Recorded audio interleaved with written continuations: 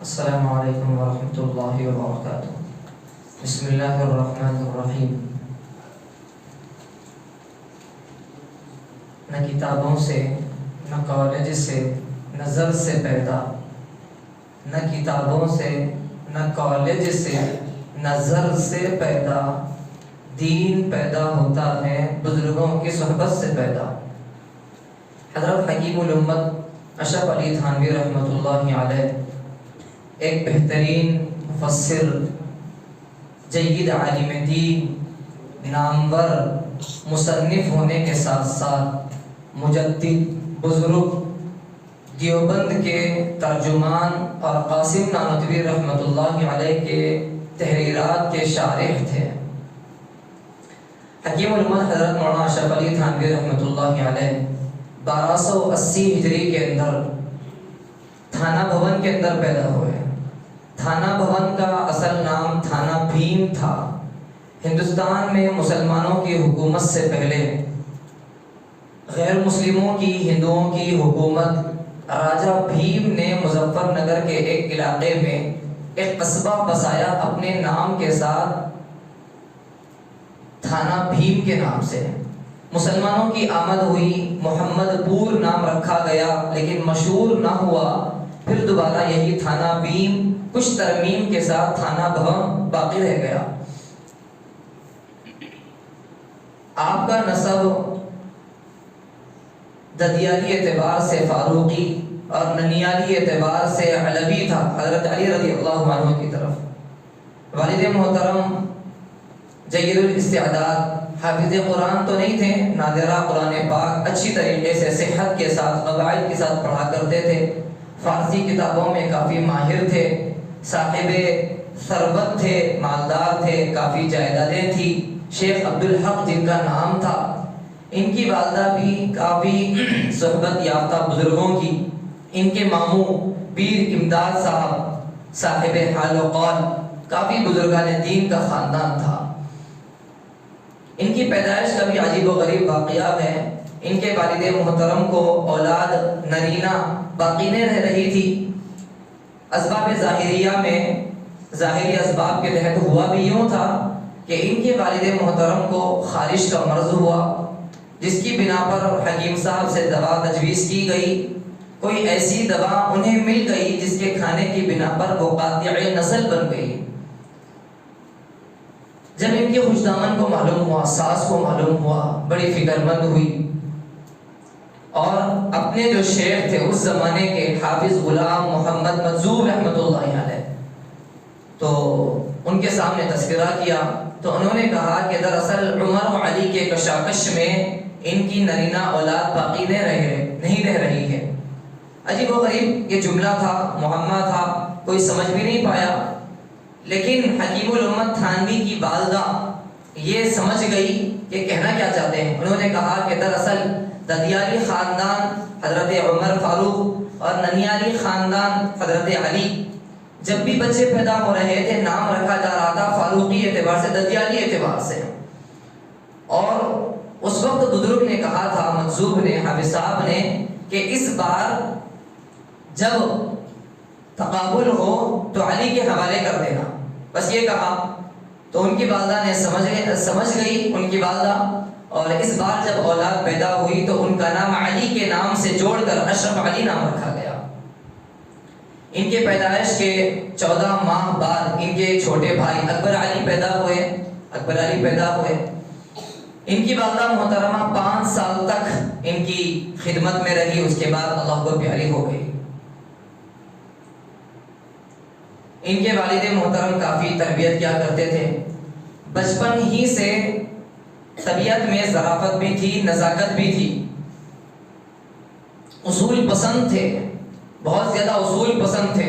بچپن ہی سے بہت زیادہ تیز خوشبو پسند نہیں تھی، نیند نہیں آتی تھی جس کمرے میں زیادہ خوشبودار چیز ہو جائے کہ بدبودار چیز۔ کسی کا پیٹ اگر نظر آ جائے تو بلا اختیار قے ہو جاتی تھی۔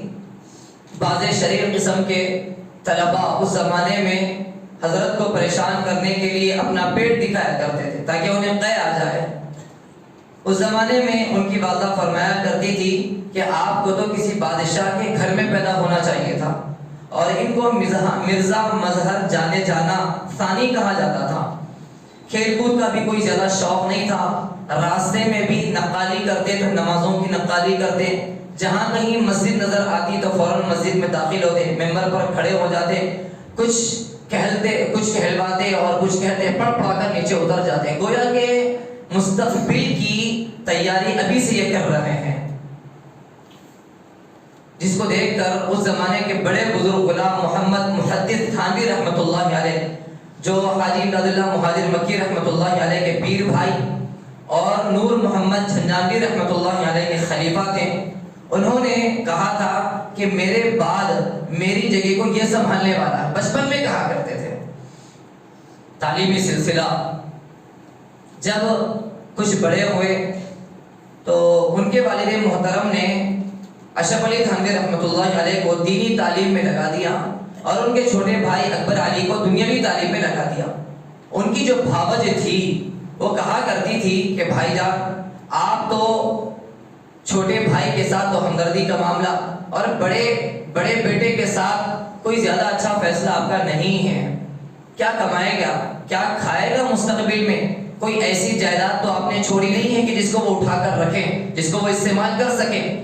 تو جوش میں آ گئے، کہنے لگے کہ جس کے بارے میں آپ یہ کہہ رہے ہیں کہ میرا چھوٹا بیٹا کمائے گا، یاد رکھیے خدا کی قسم، اس جیسے ہزاروں لوگ، جس کو آپ کمانے والا سمجھتے ہیں، اس جیسے ہزاروں لوگ اس کی جوتیوں کے ارد گرد پھرتے رہیں گے اور یہ اس کی طرف رخ بھی نہیں کرے گا۔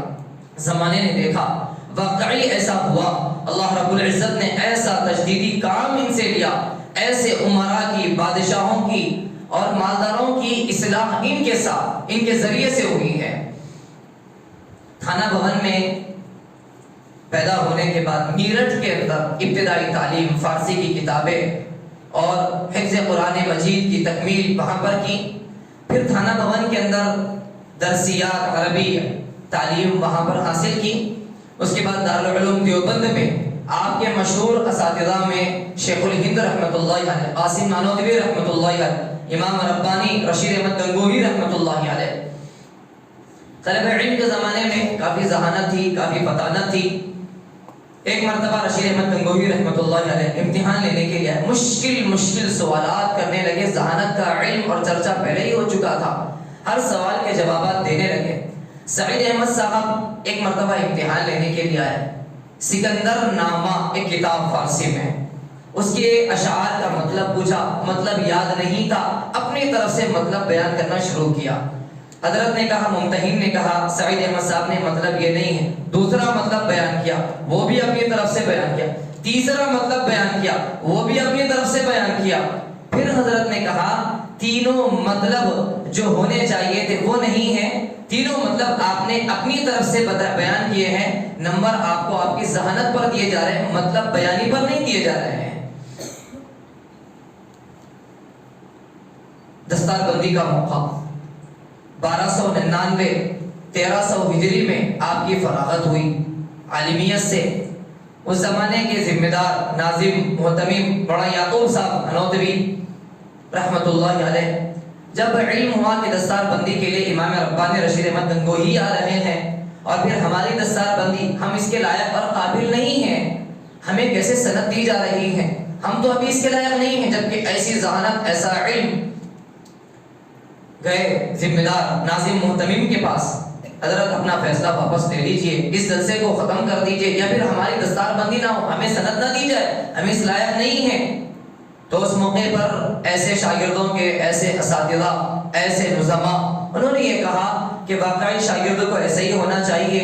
اصل آپ اساتذہ کے خول میں ہیں، اساتذہ کے علم کے سامنے، سورج کے سامنے یہ قندیلیں ایسے ہی ٹمٹماتی ہوئی نظر آتی ہیں۔ آپ اساتذہ کی خول میں ہیں، اس دائرے میں ہیں، آپ کو آپ کا مقام معلوم نہیں ہے، جب آپ باہر جائیں گے تو آپ ہی آپ ہوں گے، آپ ہی آپ ہوں گے۔ حکیم الامت تھانوی رحمۃ اللہ علیہ کے معاشرتی پہلو، تدریسی پہلو، فراغت کے بعد کانپور کے اندر 1-2 سال تدریسی خدمت انجام دینے کا موقع ملا 25 روپے مشاہرے اور معاوضے پر، اور فرمایا کرتے تھے کہ میں تو اپنے آپ کو 10 روپے کا بھی نمبر نہیں دیتا ہوں، میں تو 10 روپے کے بھی لائق نہیں ہوں، مجھے 25 روپے دیے جا رہے ہیں۔ اس زمانے میں جس مدرسے میں تدریسی خدمت انجام دی جا رہی تھی وہاں کے ذمہ داروں نے چندے کا بھی مطالبہ کیا، اصرار کیا، حضرت کے مزاج کے بھی خلاف تھا، حضرت کا مزاج بھی یہ نہیں تھا، اصرار پر حضرت نے استعفا دے دیا، چھوڑ دیا۔ وہاں کے لوگوں نے، کانپور کے بعض دیگر ہمدرد حامیوں نے سوچا کہ حضرت کے فیض سے استفادہ کرنا چاہیے، ان کے نام پر ایک مدرسہ اور ان کے لیے ایک مدرسہ قائم کیا۔ پھر وہاں پر 14-15 سال زبردست طریقے سے تصنیف، تالیف، افتاء اور پھر تدریسی خدمات سے آپ نے اپنے علوم اور فیوز کو عقلیات، منطقی، فلسفہ، ہر اعتبار سے فیض جاری کیا۔ وہاں پر سفر حج ہوا۔ طلب علم کے آخر دور میں رشید احمد گنگوہی رحمۃ اللہ علیہ جب وہاں پر دارالعلوم دیوبند آئے، لوگ ملاقات کے لیے آگے بڑھے، تو ایسے ہی تھانوی رحمۃ اللہ علیہ بھی آگے بڑھتے چلے گئے اور تیزی میں آگے بڑھے کہ پیر پھسل گیا، گرنے ہی والے تھے، رشید احمد گنگوہی رحمۃ اللہ علیہ نے ان کے ہاتھوں کو تھام لیا۔ یہ گویا کہ مستقبل کا گویا کہ اشارہ تھا۔ حضرت نے درخواست بھی کی کہ میں آپ کے ہاتھ پر اپنا بیعت کرنا چاہتا ہوں۔ حضرت نے کہا کہ طالب علم کو میں بیعت نہیں کرتا ہوں، یہ یوں کتابوں میں لکھا ہے، اکابر نے کہا ہے، گویا کہ ان کی اور شیخ حاجی امداد اللہ مہاجر مکی رحمۃ اللہ علیہ کی غالباً تکوینی نظام کے اعتبار سے وہ راز و نیاز اللہ کو وہ منظور تھا۔ سفر حج پر گئے تدریسی زمانے میں، وہاں پر حاجی امداد اللہ مہاجر مکی رحمۃ اللہ علیہ سے ملاقات ہوئی، والد محترم کے ساتھ گئے، بیعت کا مطالبہ کیا، درخواست کی تو بیعت کر لی گئی، اور شیخ نے یہ کہا کہ میں چاہتا ہوں کہ آپ 6 ماہ تک میرے ساتھ صحبت میں رہیں، لیکن والد محترم ساتھ میں تھے، ان کا منشا یہ نہیں تھا، لہذا والد محترم کے منشے کے اعتبار سے وہ واپس ہو گئے۔ پھر اس کے بعد چند سال کے بعد دوبارہ جب حرمین کی زیارت کا موقع ملا، وہاں گئے، شیخ کی خدمت میں رہتے ہوئے 6 ماہ تک صحبت میں رہے، وہ سارے فیوز ایسے حاصل کیے۔ مستقبل کے آخر زمانے میں حاجی امداد اللہ مہاجر مکی رحمۃ اللہ علیہ جو شیخ ہیں، انہوں نے یہ کہا کہ یہ تو قاسم اور رشید سے بھی آگے بڑھ گیا، یہ تو قاسم اور رشید سے بھی آگے بڑھ گیا۔ وہاں مکہ کے زمانے میں تجوید کو اور قرات کو شیخ عبداللہ مکی رحمۃ اللہ علیہ سے فن تجوید کو حاصل کیا۔ تدریسی زمانہ 14-15 سال کا مکمل ہونے کے بعد تھانہ بھون کے اندر، چونکہ حاجی امداد اللہ مہاجر مکی رحمۃ اللہ علیہ کی پہلے وہاں پر قیامگاہ تھی، نشستگاہ تھی، وہاں ان کی فیضگاہ تھی، تو اپنے شیخ ہی کے منشے سے انہوں نے تدریسی خدمات کی تکمیل کے بعد تھانہ بھون کے اندر امدادیہ کے نام سے، اپنے شیخ کے نام ہی سے خانقاہ امدادیہ، وہاں پر اپنی نشست کو باقی رکھا۔ وہاں پر تصوفی، وہاں پر افتاء، وہاں پر تصنیفی، وہاں پر تدریسی سارے کام اخیر زمانے تک، مرتے دم تک 83 سال جن کی عمر رہی، وہیں پر قیام۔ حضرت کا فیض وہاں پر۔ تھانہ بھون بہت چھوٹا علاقہ ہے، بہت چھوٹا، جہاں پر اسٹیشن بھی نہیں تھا، جہاں پر ٹرین رکا نہیں کرتی تھی، لیکن حضرت کے پاس اتنے خطوط روزانہ ٹرین سے، ڈاک کے ذریعے سے روزانہ۔ حضرت کا معمول یہ تھا، فجر کی نماز کے بعد کچھ اپنے مریدین، طالبین جو ان کی خانقاہ میں ہیں، ان کی طرف متوجہ ہونا، ان کے سوالات و جوابات کو حل کرنا، ناشتہ، پھر اس کے بعد 11 بجے سے جو ٹرین آئی، ڈاک آئے، جو لگاتار بیٹھ گئے ظہر تک مکمل اس کے جوابات کے لکھنے میں۔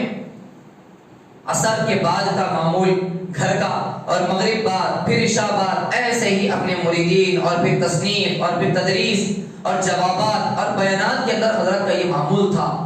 تو لوگوں نے دیکھا، حکومت نے دیکھا کہ یہاں پر لوگوں کی ضرورت ہے، بہت دور اتر کر اسٹیشن سے بہت دور یہاں پر لوگ اندر آتے ہیں، حضرت کے نام سے، حضرت کی نسبت سے، حضرت کی وجہ سے، ان ڈاک کی وجہ سے وہاں پر ایک تھانہ بھون کے اندر ایک اسٹیشن قائم ہوا۔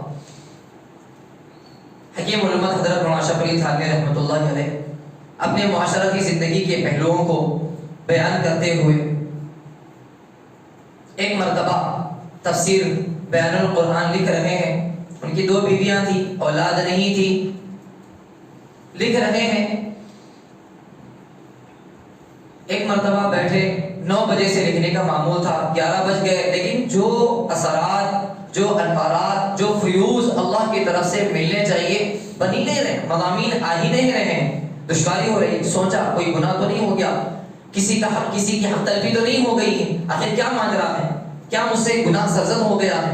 سوچنے پر معلوم ہوا کہ دراصل میری بیوی میکا جا کر ہیں، اور جاتے جاتے اس نے کہا کہ وہ مرغیوں کو پالی ہوئی رکھی تھی اور روزانہ 9 بجے وہ دانہ ڈالا کرتی تھی. مجھ سے کہہ گئی تھی کہ جب بھی 9 بج جائیں تو آپ ضرور دانہ ڈالا کریں.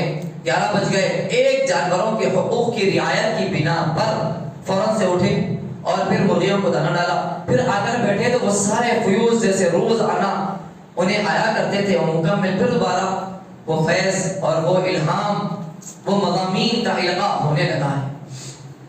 معاملات کی شفافیت اور اتباع سنت کا ایسا ذوق، ایسا شوق. ایک مرتبہ گاؤں دیہات میں جہاں جنگل سے سفر کرتے ہوئے ایک تقریب میں جانا تھا، ایک شادی میں جانا تھا. اپنی بیوی کو ہمراہ ساتھ میں لے لیا. دیکھا کہ موقع بہت اچھا ہے، کوئی ساتھ میں ہے نہیں، بیوی ساتھ میں ہے، کیوں نہ میں اتباع سنت کے اور محمد عربی صلی اللہ علیہ وسلم کی اتباع میں بھی اپنی بیوی کے ساتھ وہ دوڑ لگاؤں جو اللہ کے نبی صلی اللہ علیہ وسلم نے حضرت عائشہ کے ساتھ لگائی تھی. لہذا اس جنگل کے اندر اتباع سنت میں تقریب میں جاتے ہوئے اپنی بیوی کے ساتھ دوڑ لگائی. ایک مرتبہ اپنی بیوی سے پوچھا کہ آپ بار بار لوکی پکاتے ہیں، کدو پکاتے ہیں، ماجرا کیا ہے، وجہ کیا ہے؟ جانتے یہ بھی ہیں، علم یہ بھی رکھتے ہیں، تدریس یہ بھی دیتے ہیں، اتباع سنت کا شوق انہیں بھی ہے. لیکن ان کی بیوی سے جب یہ پوچھا گیا تو انہوں نے کہا کہ دراصل میں نے پڑھا ہے، میں نے سنا ہے اللہ کے نبی صلی اللہ علیہ وسلم کو لوکی پسند تھی. اللہ کے نبی چن چن کر دیکھ دیکھ کر ہانڈی میں سے، سالن میں سے نکال کر ڈالا کرتے تھے. اس کے بعد سے میں نے اپنے خادم سے کہہ دیا جب تک بازار میں لوکی ہو اس کے بغیر کوئی چیز نہ لانا ہو، اور بھی لائے لوکی ضرور لانا. لرزہ طاری ہو گیا. کون کہہ رہا ہے؟ حکیم الامت مجدد کہہ رہا ہے. لرزہ جسم پر طاری ہو گیا. میں اٹھا اور 2-3 دن تک اپنے معمولات کو، روزمرہ کے تصنیفات وغیرہ سب کو چھوڑ کر پوری اتباع سنت کی ایک فہرست میں نے دیکھی. مجھ سے کون سی سنتیں چھوٹ رہی ہیں، جبکہ یہ سنت عادیہ، یہ کوئی سنت اتباع کی کوئی نہیں تھی. تو سنت عادیہ، سنت عبادیہ، الگ الگ سنتیں ہوتی ہیں. لیکن اس کے باوجود بھی فوراً سے 3 دن تک مسلسل اس فہرست بنانے کے اندر لگ گئے. حکیم الامت حضرت مولانا اشرف علی تھانوی رحمۃ اللہ علیہ کے بارے میں ان کے استاد شیخ الہند فرمایا کرتے تھے کہ میرا تقوی حسین احمد مدنی میں ہے، اور میری زبان، میری تقریر ظفر احمد عثمانی میں ہے، اور میرا علم علامہ انور شاہ کشمیری، یہ پورے شاگرد ہیں علامہ انور شاہ کشمیری میں، اور میرا قلم اشرف علی تھانوی رحمۃ اللہ علیہ میں. علامہ انور شاہ کشمیری رحمۃ اللہ علیہ فرمایا کرتے تھے، ان کا یہ نظریہ تھا، وہ کہا کرتے تھے کہ اگر علوم ہو اور تفسیر ہو تو وہ صرف عربی کتابوں کے اندر ہو سکتی ہے. اردو کتابوں کے اندر تفاسیر، اردو کتابوں کے اندر علوم نہیں ہوا کرتے ہیں. لیکن وہ فرماتے ہیں بیان القرآن کی تفسیر کے پڑھنے کے بعد مجھے ایسا احساس ہوا کہ تفسیر اور علوم کی برکتیں اردو کتابوں کے اندر بھی ہیں، بیان القرآن کے اندر ہیں. عبد المجید دریابادی رحمت اللہ علیہ فرمایا کرتے تھے کہ سارے کے سارے علوم، خزائن، گنجینہ، یا مکمل خزانے بیان القرآن کے اندر موجود ہیں، جہاں تصوف بھی ہیں، لغات بھی ہیں، جہاں حکمتیں بھی ہیں، جہاں پر تشریحات ہیں، ہر خانہ علیحدہ طور پر. حضرت حکیم الامت اشرف علی تھانوی رحمۃ اللہ علیہ کے تقریباً 800 سے زائد تصانیف، کتابیں عبادات پر، علم قرآن پر اور علم حدیث پر، منطق پر، فلسفے پر، سیاسیات پر، اخلاقیات پر، مشہور کتابیں جنہیں آپ حضرات بھی جانتے ہیں. بیان القرآن، بہشتی زیور، جس بہشتی زیور کو بہت قریب زمانے تک ہر عورت کو رخصتی کے موقع پر، نکاح کے موقع پر ضرور جہیز کے نام سے جہیز میں ضرور دیا جاتا تھا. اصلاح الرسوم، جمال القرآن، حیات المسلمین، بہت ساری کتابیں حضرت کی الگ الگ فنون میں تصنیف ہیں۔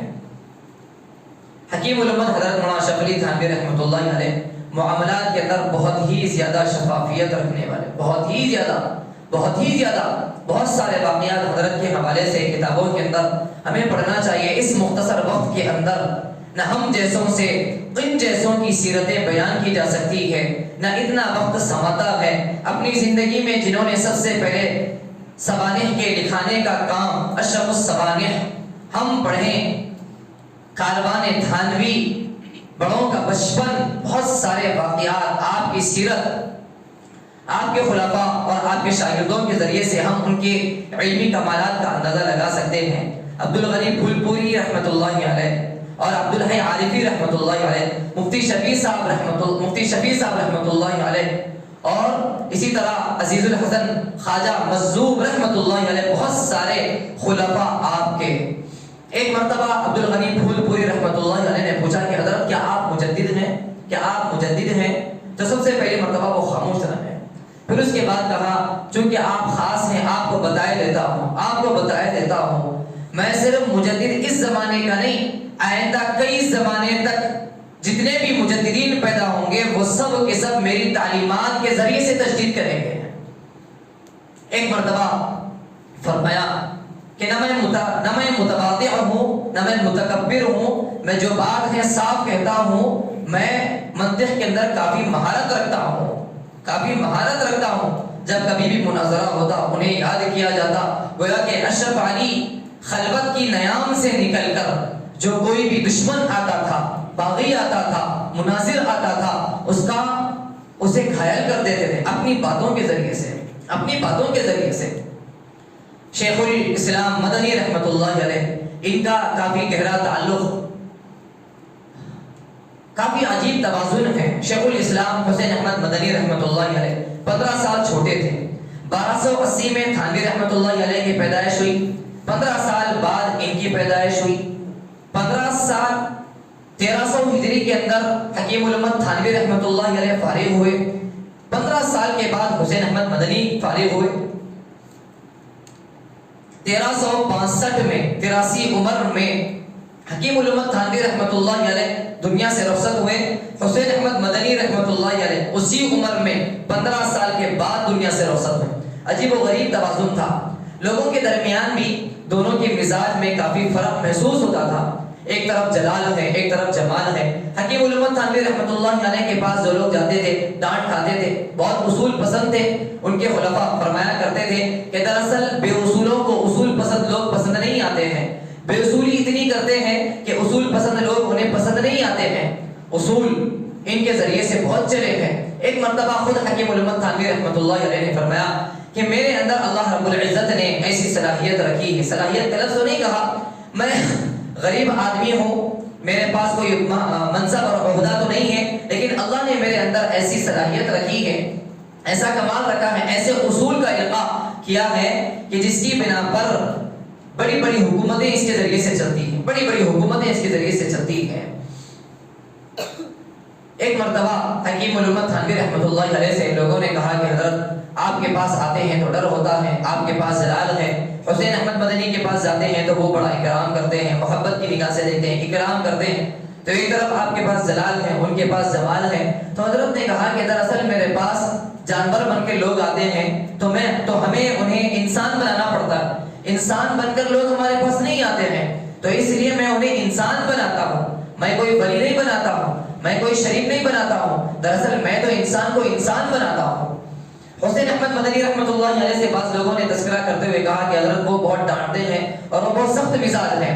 تو حسین احمد مدنی رحمۃ اللہ علیہ اگر چاہتے تو کہتے کہ آپ واقعی طور پر اس کے پاس سختی ہے، اس طرح کی باتیں ہم عصر ہیں، لیکن انہوں نے کتنا پیارا جملہ کہا، دیکھیے ہم عصر ہوتے ہوئے، چھوٹے ہوتے ہوئے حقیقت کو کیسے واضح کیا کرتے ہیں اکابر،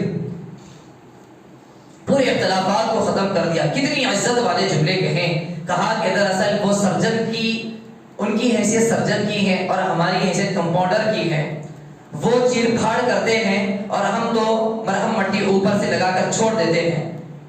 اور جب شفا یابی ملتی ہے تو حقیقت میں تعریف اور احسان تو انہی کا ہوتا ہے۔ وہ آپریشن کر کے اور مرمت کر کے مکمل طور پر فاسد مادے کو ختم کر دیتے ہیں، فاسد مادے ہی کو ختم کر دیتے ہیں۔ تو اس لیے آپ کو ایسا محسوس ہو رہا ہے۔ معاملات کے اعتبار سے کافی حضرت کے سلسلے میں شفافیت رہی ہے۔ ایک مرتبہ غالباً سہارنپور سے کانپور کا سفر تھا۔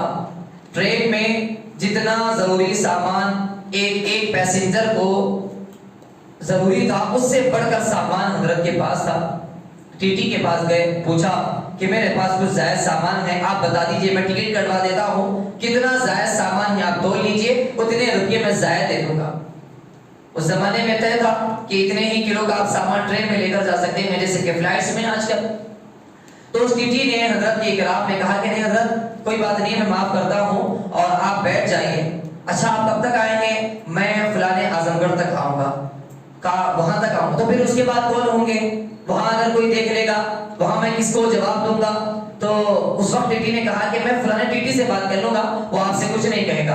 اچھا وہ کہاں تک آئے گا؟ وہ جہاں تک آپ کو جانا ہے سہارنپور وہاں تک آئے گا۔ اچھی بات ہے، میرا سفر تو اس کے آگے بھی ہے، مجھے تو آخرت کی منزل بھی طے کرنا ہے، اللہ کو جواب دینا ہے، اور آپ کو تو یہ اختیارات نہیں ہے کہ کم کر دیں۔ اصول اور ضابطے کے اعتبار سے جتنا کٹوانا چاہیے آپ کٹوا دیجئے، احمد میں آپ تو نہیں آئیں گے۔ اگر مجھ سے اللہ رب العزت پوچھے گا تو میں تو خیانت نہیں کروں گا۔ میں نے اپنے استاد سے یہ بھی سنا، مشہور ہے ان کے سلسلے میں، ان کے خلفاء کے سلسلے میں، ایک مرتبہ وہ ان کے خلفاء کی فہرست، انہی کے پاس یہ رواج تھا کہ وہ خلیفہ بناتے بھی تھے اور خلیفہ سے ان کے منصب سے چھین بھی لیا کرتے تھے کہ میں اپنے خلافت سے آپ کو جو میں نے خلافت دی ہے اس خلافت کو چھین لیتا ہوں، میں رجوع کرتا ہوں، میں نے آپ کو خلافت دے کر غلطی کی ہے۔ ایک مرتبہ خلیفہ سفر کرتے ہوئے حضرت کے پاس آئے، اپنے بیٹے کو لے کر آئے، غالباً جن کی عمر، جس بچے کی عمر 9 سال سے زائد تھی، جس کی ٹکٹ ہاف نے فل لگانا چاہیے تھا۔ تو حضرت نے پوچھا کہ بچے کا ٹکٹ ہاف یا فل لیا؟ تو حضرت ابھی تو بچہ گرچہ بڑا تھا لیکن دکھنے میں چھوٹا نظر آ رہا تھا، تو اس لیے میں نے ہاف ٹکٹ لیا۔ تو اس لیے حضرت نے بس یہ کہ آپ نے حکومت کو دھوکہ دیا، انسانوں کو دھوکہ دیا، حقوق العباد کے ساتھ خیانت کی، انسانوں کو جب آپ نے دھوکہ دیا، کیا پتا کہ آپ اور بھی لوگوں کو دینی معاملات کے اندر، دنیا میں دھوکہ دیا، دینی معاملات کے اندر بھی آپ دھوکہ دے سکتے ہیں۔ میں آپ سے آپ کی خلافت کو، دی ہوئی خلافت کو چھین لیتا ہوں، لے لیتا ہوں۔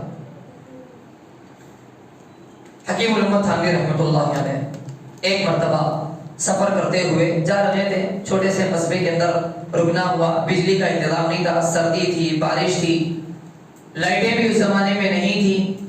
اسٹیشن پر ایک اسٹیشن کا جو مینیجر تھا، ذمہ دار تھا، اس نے دیکھا کہ بڑے آدمی ہیں تو ان کو بیٹھنے کی جگہ دے دی۔ حضرت نماز کے اندر مشغول ہو گئے۔ ایک ہی لائٹ تھی، جو لائٹ گودام کے قریب لگی ہوئی تھی، وہ حکومتی کام کے اعتبار سے تھی، ان کے لیے نہیں تھی، لیکن نمازی میں تھے۔ ایسا احساس ہوا انہیں ایسا احساس ہوا تھانوی رحمۃ اللہ علیہ کو میرے خاطر، میری راحت کی خاطر وہ گودام والی جو حکومت کی لالٹین تھی، جو قندیل تھی، میرے واسطے وہ لے کر آ رہے ہیں۔ دل ہی دل میں بے چینی شروع ہونے لگی کہ نہیں، یہ تو کیسے خیانت ہو سکتی ہے؟ جو لالٹین جو گودام کے لیے رکھی ہوئی تھی، جس کی حفاظت کے لیے تھی، میری راحت کے لیے کیسے لگایا جا سکتا؟ نماز جلدی جلدی ختم کی۔ ختم کرنے کے بعد جو ہی متوجہ ہوئے تو فوراً سے اس مینیجر نے، اس ذمہ دار نے یہ کہا کہ حضرت آپ کے مزاج سے واقف ہوں، میں نے سوچا کہ اس لالٹین کو، اس قندیل کو آپ کے پاس رکھنے کے بجائے میں اپنے گھر کی قندیل کو منگا کر آپ کے پاس رکھتا ہوں۔ اللہ کا شکر ادا کیا، اللہ کا شکر ادا کیا۔ حکیم الامت تھانوی رحمۃ اللہ علیہ کے پاس بہت سارے لوگ آیا کرتے تھے، اصرار کرتے تھے کہ حضرت اپنی مریدی کے اندر مجھے بھی شامل کر کے، فرزندی کے اندر مجھے بھی شامل فرما دیجیے۔ فرزندی کا لفظ انہوں نے کہا، لطافت اور ظرافت بھی بہت تھی، لطائف بھی حضرت کے بہت مشہور ہیں۔ تو اس موقع پر حضرت نے کہا کہ فرزندیت کا شرف تو دنیا کے اندر ایک ہی کو ہوتا ہے، آپ کے والد محترم کو آپ کی فرزندیت کا شرف حاصل ہو چکا ہے، مجھے کیسے ہو سکتا ہے؟ حضرت سے ایک مرتبہ یہ کہا کہ حضرت بیعت کر لیجئے، بیعت بہت ضروری۔ حضرت نے کہا کہ اسلام کے لیے صحبت ضروری ہے، بیعت ضروری نہیں ہے، میں بیعت نہیں کروں گا۔ نہیں حضرت، بیعت بہت ضروری ہے۔ اگر آپ یہ محقق ہیں، تحقیق اگر آپ کو ہے تو آپ محقق ہوئے، میں غیر محقق ہوا، محقق غیر محقق کے کیسے بیعت کرتا ہے، کیسے بیعت کر سکتا ہے؟ آپ مجھ سے بیعت مت کیجیے، یا تو میں عالم ہوں یا تو آپ جاہل ہیں، یا تو میں جاہل ہوں یا تو آپ عالم ہیں۔ حضرت رجوع کرتا ہوں، میں جاہل ہوں، آپ ٹھیک ہے، میں بھی اس بات پر متفق ہوں کہ آپ جاہل ہیں، آپ جاہل ہیں۔ حضرت سے ایک صاحب نے کہا کہ حضرت مجھے اپنی مریدی میں شامل کر لیجئے، ورنہ اگر آپ مریدی میں شامل نہیں کریں گے تو ایسا ہو جائے گا کہ جیسے کہ مچھلی بغیر پانی کے تڑپ تڑپ کر مر جائے گی، میں بھی ایسے تڑپ تڑپ کر مر جاؤں گا۔ تو حضرت نے جواب میں لکھا بھئی یہ تو ایسے ہی مسئلہ ہو گیا، یہ تو مسئلہ ایسے ہی ہو گیا جیسے کہ کوئی آدمی کہہ رہا ہے کہ آپ اپنی زمین اور جائیداد اور مکان کو میرے نام پر وقف کر دیجئے، ہدیہ کر دیجئے، ورنہ میں تو تڑپ تڑپ کر مر جاؤں گا، تڑپ تڑپ کر مر جاؤں گا۔ نئی نئی چیزیں ایجاد ہو رہی تھی، نئے نئے نام پیدا ہو رہے تھے۔ حضرت نے ایک مرتبہ لطافت میں یہ کہا کہ نئی نئی چیزوں کے ایسے ایسے نام پیدا ہو رہے ہیں کہ ان کے نام بھی وحشت آمیز ہیں، ان کے ناموں سے بھی وحشت محسوس ہوتی ہے۔ ہول ڈر، تو اس کے اندر ہول بھی ہے، ڈر بھی ہے، ہول بھی ہے، ڈر بھی ہے۔ حضرت نے کہا کہ معتمر، موت بھی ہے، مر بول کر بھی ہے، ایسے ایسے عجیب و غریب نام ہیں۔ حضرت نے ایک موقع پر کہا کہ لوگ توکل کو دینی معاملات کے اندر استعمال کرتے ہیں، توکل کرنا چاہیے، توکل ہونا چاہیے، اللہ پر بھروسہ۔ دینی معاملات میں جو توکل کرتے ہیں، دنیاوی معاملات میں توکل نہیں، تدبیر کرتے ہیں، اسباب اختیار کرتے ہیں، محنت کرتے ہیں، کوشش کرتے ہیں۔ کبھی دنیاوی معاملات میں ہم تو اللہ کی ذات پر توکل کرتے ہیں یہ کہہ کر کھانے پینے اور کمائی سے رک نہیں جاتا۔ حضرت نے یہ مثال دی اور یہ بھی کہا، حضرت نے یہ مثال دی کوئی آدمی نکاح کیے بغیر اولاد کی تمنا کرتے ہوئے، توکل کرتے ہوئے بیٹھ تو نہیں جائے گا، نکاح کو تو ختم نہیں کرے گا، نکاح کو تو ختم نہیں کرے گا۔ حضرت کے پاس بہت زیادہ لطافت بھی تھی۔ ایک صاحب نے پوچھا کہ حضرت کافر سے سود لینا جائز ہونا چاہیے؟ کافر سے سود لینا جائز کیوں نہیں؟ آپ کا فتویٰ اس پر کیوں نہیں ہے؟ تو کافر عورت سے زنا کیوں جائز نہیں؟ حضرت نے جواب دیا کافر عورت سے زنا کیوں جائز نہیں؟ اس نے خاموش ہونے کے بعد یہ کہا کہ آپ لوگ تو بہت خوش مزاج علماء ہیں، ایسے خوش مزاج علماء نہیں ہونا چاہیے، کیا کریں آپ بھی تر قسم کے عوام ہیں، اتنا تر نہیں ہونا چاہیے کہ جس کی تری میں آپ خود ڈوب جائیں، آپ خود ڈوب جائیں۔ حضرت کو ایک مرتبہ بیان کے دوران، بات کے دوران کھانسی آ رہی تھی، تو کھانسی کے دوران حضرت ایک مرید نے کہا کہ کھانسی کے موقع پر شریفہ نامی پھل بہت مفید ہوتا ہے، اگر آپ کہیں تو لے کر آ جاؤں۔ تو چونکہ حضرت کی 2 بیویاں تھیں تو حضرت نے لطافت میں کہا شریف لے کر آئیے، شریفہ مت لے کر آئیے، شریف لے کر آئیے، شریفہ مت لے کر آئیے۔ ایک صاحب نے حضرت سے پوچھا کہ حضرت میں دوسرا نکاح کرنا چاہتا ہوں، کتنے گھر ہیں، کتنے کمرے ہیں؟ ایک ہی ہے، 3 ہو تب دوسرا نکاح کرنا، تاکہ جب 2 جگہ سے بھی روٹ نہ پایا جائے، تیسری جگہ جا کر آپ رونا شروع کر دیں، کم از کم رونا شروع کر دیں آپ۔ ایک صاحب ان کی مجلس میں آئے، دور بیٹھے اور پورے نقاب ڈال کر اور اوڑھ کر پورے جسم کو بیٹھے، گھور کر اور سن رہے تھے۔ حضرت نے کہا کہ یہ کیا چوروں کی طرح، سیاڑی کی طرح اور گھونگھٹ اوڑھ کر آپ بیٹھے ہوئے ہیں؟ اس کو نکالیے، اس کو نکالنا چاہیے، ایسا کوئی بیان کے اندر آتا ہے، ایسی بھی کوئی بات کو سنتا ہے؟ حضرت بہت اصول پسند ہے، تو بہت آہستہ، بہت دھیمی آواز میں کوئی جواب دیا اس شخص نے۔ دیکھا آپ نے دیکھا گھونگھٹ کا اثر زبان پر بھی ہو گیا، گھونگھٹ کا اثر، عورت کا اثر زبان پر بھی ہو گیا۔ حضرت کے بہت سارے خلفاء تھے، روزانہ کا معمول، ایک مرتبہ بھنگی مسلمان ہوا، تقریب میں جانا ہوا، مسجد کے اندر وہ بھنگی بھی تھا اور شرفاء مالدار قسم کے لوگ بھی تھے۔ اس زمانے میں چھوت اچھوت کا مسئلہ، جو مالدار قسم کے چودھری تھے وہ بھنگی نو مسلم آدمی سے ٹکرا رہے تھے، بازو بیٹھنا بھی، اس کو مجلس میں بٹھانا بھی ناگوار محسوس کر رہے تھے، جبکہ ہمارے اسلام میں چھوت اچھوت نہیں ہے۔ ان اکرمکم عند اللہ اتقاکم۔ حضرت نے بہت حکمت عملی کے ذریعے سے سوچا کیسے اس کی ترتیب ہونی چاہیے، کیسے تنظیم ہونی چاہیے، کیسے اس کا میں علاج کروں، بہت حکمت کے ساتھ۔ مجلس میں جب سب لوگ جمع تھے، بات پوری ہو گئی، اس کے بعد اس بھنگی کو بلایا اور کہا کہ ٹوٹی والی گلاس دی، لوٹے ہوتے ہیں، ٹوٹی بھی ہوتی ہے نل کی طرح، کہا کہ منہ لگا کر آپ اس کو پی لیجئے۔ پینے کے بعد سارا مجمع ہے، مجمع کے سامنے حکم دیا گیا، پینے کے بعد حضرت لیے، پھر اس کے بعد خود منہ لگا کر پانی پیا۔ اس کے بعد کہا ایک چودھری کو بلایا، چلیے پانی پیجیے۔ کرتا کیا نا، مردہ کیا نہ کرتا. اس کے بعد سارے چودھریوں نے حضرت آپ نے طریقہ ہی ایسا اپنایا ہے سب کے سامنے, اور آپ خود عمل کر کے اس رواج کو اور اس چھوت اچھوت کے مسئلے کو آپ نے ختم کر دیا. بہت پیارا انداز ہے آپ کا. ایک مالدار نے, ایک نواب نے خط لکھا, سب سے پہلے 200 روپے کا چندہ دیا ادارے کو. دینے کے بعد یہ کہا کہ حضرت میں آپ سے ملاقات بھی کرنا چاہتا ہوں. تو حضرت نے کہا کہ یہ تو دباؤ ہو گیا, یہ تو رشوت ہو گئی, آپ 200 روپے کا چندہ بھی دے رہے ہیں اور مجھ سے ملاقات کا وقت بھی چاہ رہے ہیں. ایسا ہے کہ آپ یہ 200 روپے بھی رکھ لیجیے, 200 روپے بھی رکھ لیجیے. وقت لینے کا علیحدہ طریقہ ہوتا ہے. وہ سمجھ گئے, سمجھدار تھے. تو فوراً اس نواب نے, اس امیر نے 200 روپے کی رسید پھر دوبارہ بھیجا, 200 روپے, اور اس کے بعد کہا کہ حضرت معذرت خواہ ہوں, ایسا مجھے نہیں پوچھنا چاہیے تھا, صرف 200 روپے یہ ادارے کے لیے ہدیہ ہے, ملاقات کا کوئی فی الحال ارادہ نہیں ہے. پھر اس کے بعد الگ سے خط لکھا. اس کے بعد حضرت نے ملاقات کا وقت دیا. ایک نواب صاحب جب حضرت کی آمد حیدرآباد کو ہوئی ایک مرتبہ, یہاں کے جو نواب حضرات تھے, تو نواب کے قریب ایک مالدار تھا. اس نے حضرت کو خط لکھا کہ حضرت بہت سارے لوگ اور نواب اور میں خود آپ سے ملاقات کرنا چاہتا ہوں, تھانہ بھون آ نہیں سکتا ہوں, اپنی مصروفیات میں یہاں پر ہوں, آپ سے محبت ہے, آپ سے لگاؤ ہے, میری یہ مصروفیت ہے, میں یہاں اس وقت فارغ ہو جاؤں گا, اس کے بعد آپ وقت دیجیے, میں آپ سے آ کر ملاقات کرتا ہوں. تو حضرت نے جواب میں کہا, کافی خوشی ہوئی کہ آپ جیسے لوگوں کو بھی اہل دین سے, اہل علم سے محبت ہے, لیکن بعد میں اخیر کی تحریرات پڑھنے سے کافی افسوس ہوا کہ آپ کو ملاقات کا اشتیاق ہے, زیارت کا نام آپ دیتے ہیں, لیکن پورے شرائط آپ ذکر کرتے ہیں, آپ کی مصروفیت کے بعد مجھے وقت کا مطالبہ کرتے ہیں. مجھے بہت تکلیف ہوئی اس سے جب آپ لکھ کر بھیج دیا. تو وہ سمجھدار تھے, انہوں نے کہا کہ حضرت معذرت خواہ ہے, ایسا نہیں ہونا چاہیے, آپ بتائیے کب آپ کے پاس وقت ہے, میں آنے کے لیے تیار ہوں. ایسے گویا کہ ان عمرا کو, ان مالداروں کو حکیم الامت حضرت مولانا اشرف علی تھانوی رحمۃ اللہ علیہ کے ذریعے سے اصلاح ہوئی. ایک مرتبہ محاسبہ نفس بیان کے دوران, بات کے دوران ایک کہا کہ میرے ذہن میں اچانک سے ایک ایسی بات کا القاء ہوا کہ شاید آپ نے کبھی اس جیسا جملہ نہیں سنا ہوگا, اس جیسا جملہ کبھی نہیں سنا ہوگا. فوراً سے سر جھکایا, اس کے بعد محاسبہ نفس کرتے ہوئے کہ میں نے ادعا کر دیا, میں نے دعویٰ کر دیا, انفرادیت کا دعویٰ میں نے کیا. استغفر اللہ, میں اپنی بات کو رجوع کرتا ہوں.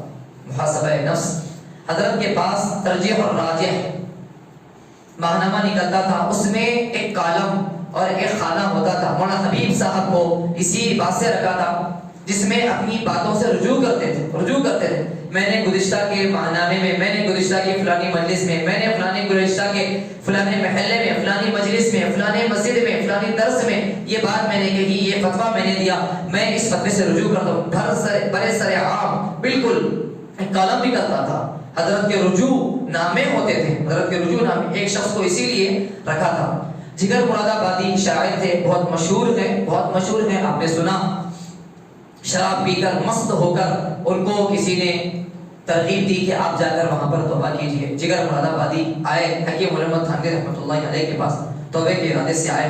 حضرت نے ان کو دوسری جگہ پر مقام کروایا اور ایک ہی رات کے اندر ایسی گویا کہ کایا پلٹ گئی. حضرت کے سامنے آ کر کہنے لگے کہ حضرت میں آپ کے ہاتھ پر بیعت کرتا ہوں اور میرے لیے دعا فرمائیے کہ شراب کی لت چھوٹ جائے اور اللہ مجھے حج کروا دے اور میرے گناہ اللہ رب العزت معاف فرما دے. 4 باتیں کہی. تو حکیم الامت تھانوی رحمۃ اللہ علیہ نے دعا دی. دنیا نے دیکھا کہ حضرت کافی عمر تک زندہ رہے. اس زمانے میں یہ بھی ہوا تھا, ڈاکٹروں نے کہا تھا کہ آپ فوراً سے شراب مت چھوڑیے, اگر آپ فوراً سے شراب چھوڑ دیں گے تو آپ بہت جلد مر جائیں گے. تو اس موقع پر جگر مراد آبادی رحمۃ اللہ علیہ نے کہا اگر میں شراب چھوڑ دوں تو کتنے دن تک رہوں گا, اور شراب نہ چھوڑوں تو کتنے دنوں تک رہوں گا. 2-4 سال تک زندہ رہ سکتے ہیں, 2-4 سال اللہ کی ناراضگی کے ساتھ, 2-4 لمحے اللہ کی رضامندی کے ساتھ, مجھے یہی گوارا ہے. دنیا نے دیکھا کہ حج بھی ہوا اور پھر اس کے بعد توبہ بھی ہوئی اور اسی طریقے سے داڑھی بھی حضرت نے رکھی اور شراب کو بھی چھوڑا. آخر میں یہ کہا کہ امید کرتا ہوں کہ جب 3 کام ہو چکے ہیں اللہ رب العزت میری توبہ بھی قبول کرے گا, میری توبہ بھی قبول کر لیا ہوگا. اسی طریقے سے عبدالحفیظ جون پوری رحمۃ اللہ علیہ یہ بھی بہت بڑے شراب کے عادی تھے، شراب پی کر آئے اور 2 دن قیام کیا تھانہ بھون میں۔ 2 دن کے بعد بیعت کے ارادے سے حضرت کے قریب آئے، تو حضرت نے حضرت کے قریب آنے سے پہلے مکمل جو 2-4 دن میں داڑھی کے بال آئے تھے اس کو بھی شیونگ کر کے مکمل صاف کر کے آئے۔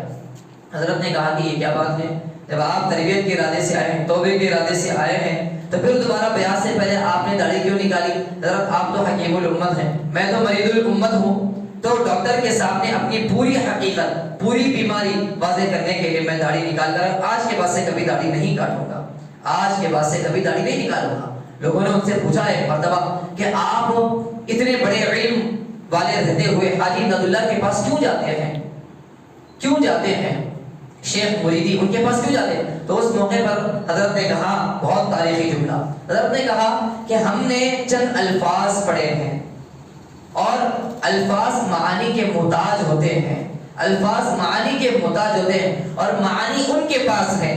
الفاظ میں نے پڑھے اور معانی اور اس کی روح حاصل کرنے کے لیے ان کے پاس جانا ہوتا ہے، معانی اور اس کی روح۔ آپ لوگ تو کتب بینی کے قائل ہیں، کتب پڑھتے ہیں، ہم تو کتب بینی کے قائل ہیں، ہم تو کتب پڑھا کرتے تھے۔ ایک اکثر رواج تو ہدیوں کے قبول کرنے کا نہیں تھا۔ ایک مرتبہ بڑے سیٹ کی طرف سے ہدیہ آیا تو بڑا لفافہ تھا، بڑا ہدیہ تھا، اس کو سب کے سامنے چونکہ دیا گیا، لے لیا گیا، پھر تنہائی میں جب سب لوگ چلے گئے اس کو واپس کر دیا گیا اور یہ کہا گیا کہ اگر میں گھر سب کے سامنے انکار کرتا تو میری واہ ہوتی، میری شان و شوکت ہوتی اور آپ کی تذلیل ہوتی کہ اتنے بڑے لفافے کے اندر دیا گیا بڑا مال، پھر بھی انہوں نے ٹھکرا دیا اور میرا کوئی اس کے اندر فائدہ نہیں ہوتا تھا، آپ کو اس کے اندر نقصان تھا، تو اس لیے میں اب علیحدہ طور پر آپ کو یہ ہدیہ واپس کرتا ہوں۔ لیکن اخلاص کے ساتھ جو ہدیہ دیا جائے، غریبوں کا ہدیہ، کمزوروں کا ہدیہ، اس زمانے میں یہ رواج بن رہا تھا کہ جو بھی مرید جائے تو وہ ہدیہ ہی لے کر جائے ورنہ شیخ ناراض ہو جائے گا، اس رواج کو حضرت نے ختم کیا۔ ایک مرید نے دیکھا کہ حضرت کے پاس جا رہا ہوں، کیا لے کر جاؤں؟ لکڑیوں کا گٹھر لے کر چلے گئے، لکڑیوں کا گٹھر لے کر آئے، آپ نے سنا ہے واقعہ۔ تو اس کو حضرت نے پوچھا کہ کس کام کے لیے ہے؟ حضرت راستے میں دیکھا کہ کوئی چیز سمجھ میں نہیں آئی، ہو سکتا ہے کہ چائے وغیرہ بنانے کے ایک مرتبہ کے طعام کے لیے آپ کے کام آ جائے، لکڑیوں کا گٹھر آپ قبول فرما لیجیے۔ ہدیہ دینے میں تواضع، ہدیہ دینے میں کوالٹی دیکھی جاتی ہے، کوانٹٹی نہیں، کمیت نہیں، کیفیت دیکھی جاتی ہے۔ اخلاص تو لے جاتے ہیں، ہدیے تو لے نہیں جاتے ہیں، اخلاص تو لے جاتے ہیں۔ حضرت نے اسے قبول کیا اور کہا کہ میں اس کو وصیت کرتا ہوں کہ اس لکڑی کے گٹھر کو رکھیں اور پھر میری وفات پر، میرے انتقال پر، میرے غسل کے لیے جو پانی تیار ہوگا وہ اس لکڑی کو جلانے کے بعد پانی کو تیار کریں۔ قاضی انعام الحق صاحب، ان کی بیٹی پر جن طاری ہو گیا تھا، حضرت کے پاس لے کر آئے، بہت جگہ علاج کروایا، لیکن حضرت نے خاص قسم کا خط و کتابت کے ذریعے سے مخاطب کرتے ہوئے جن سے کہا تو فوراً سے چلا گیا۔ پھر چند دن کے بعد پھر دوبارہ آ گیا، پھر دوبارہ ان سے، اس جن سے جس خاتون کے اندر آ رہا تھا، اس خاتون کو مخاطب کرتے ہوئے کہا گیا دیکھیے ہم تو اشرف علی کو بلائیں گے، نہیں مت بلائیے، ہم چلے جاتے ہیں۔ پھر دوبارہ ایسے وہ جن آ جاتا تھا، اس سے یہی کہا جاتا تھا ہم تو تھانوی کو بلا رہے ہیں، نہیں مت بلائیے، ہم چلے جائیں گے، ہم چلے جائیں گے۔ شدی تحریک ہو رہی تھی، بہت سارے واقعات ہیں، کم وقت کے اندر کہاں تک بتائیں، کہاں تک بتائیں، کرامت کے واقعات قائل نہیں تھے، وقت بھی زائد ہو رہا ہے۔ اتباع سنت کا کافی شوق، ان کے تھانہ بھون خانقاہ کے اندر یہ شعر لکھا ہوا آج بھی ہے، کامیابی تو کام سے ہوگی نہ کہ حسن کلام سے ہوگی، کامیابی تو کام سے ہوگی نہ کہ حسن کلام سے ہوگی، فکر و اہتمام سے ہوگی، ذکر کے التزام سے ہوگی۔ حکیم الامت تھانوی رحمۃ اللہ علیہ 83 سال باحیات رہے، کئی مہینے بعد میں علیل رہے، انتقال ہوا۔ ظفر احمد عثمانی رحمۃ اللہ علیہ نے جنازے کی نماز پڑھائی۔ واقعی طور پر شاعر کا یہ شعر یاد آتا ہے، بڑی مدت میں بھیجتا ہے ساقی ایسا مستانہ، بدل دیتا ہے جو بگڑا ہوا دستور زمانہ۔ یہ سارے واقعات، یہ ساری تحریکیں اور یہ سارے حضرت کے ملفوظات بہت سارے ہیں۔ کاروان تھانوی کو، اشرف السوانح کو پڑھنا چاہیے۔ اللہ رب العزت سے دعا ہے کہ اللہ رب العزت جو کچھ کہا گیا حضرت کی سیرت کو ہم خود بھی اپنی زندگی میں لانے کی کوشش کریں۔ اللہ رب العزت ان کی سیرت کے مطابق، ان کی زندگی کے مطابق ہمیں بھی زندگی گزارنے کی توفیق عطا فرمائے، آمین۔ وآخر دعوانا الحمدللہ رب العالمین۔